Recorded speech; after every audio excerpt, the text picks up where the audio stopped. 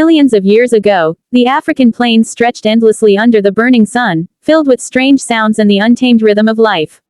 It was a world ruled by instinct, strength, and the constant struggle to survive.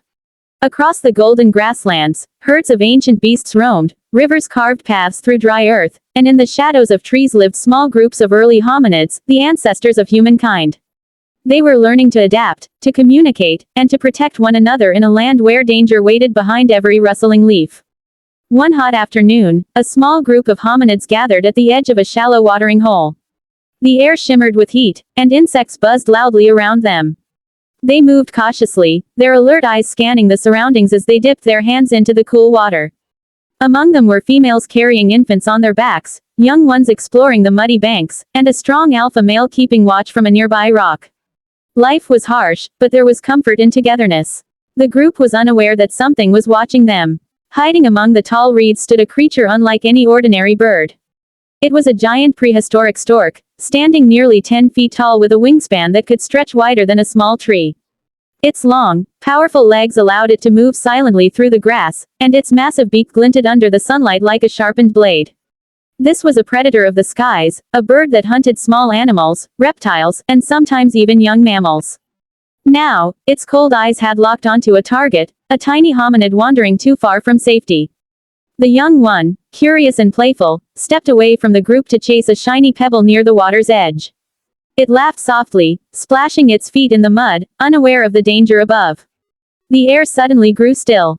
Then, with a loud whoosh, the silence was shattered. The enormous stork burst out from the reeds, wings beating with thunderous force as it swooped down. Its shadow fell across the ground, and in that instant, the small hominid froze in terror. The alpha male reacted immediately. Letting out a deep, guttural cry, he charged forward. The mothers screamed, clutching their infants, while others grabbed stones and sticks. The stork's piercing shriek echoed through the valley as it dived, its beak aimed straight at the child. At the last second, the alpha swung a thick branch upward, striking the creature's side with a cracking sound. Feathers scattered, and the massive bird stumbled but did not retreat. It flapped upward, circling again, its yellow eyes burning with fury. The group huddled together, fear gripping their hearts, but the alpha stood firm. He bared his teeth and shouted again, urging the others to throw stones. The stork dived once more, striking fast. Its beak slashed through the air, cutting the alpha's shoulder. Blood ran down his arm, but pain only fueled his rage. He swung again, striking the bird's neck with all his strength. The impact broke bone and sent the creature reeling backward. The others joined in, screaming and throwing rocks until the wounded stork stumbled away, its cries fading into the horizon. The battle was over, but the silence that followed was heavy. The alpha dropped the branch and fell to his knees, breathing hard.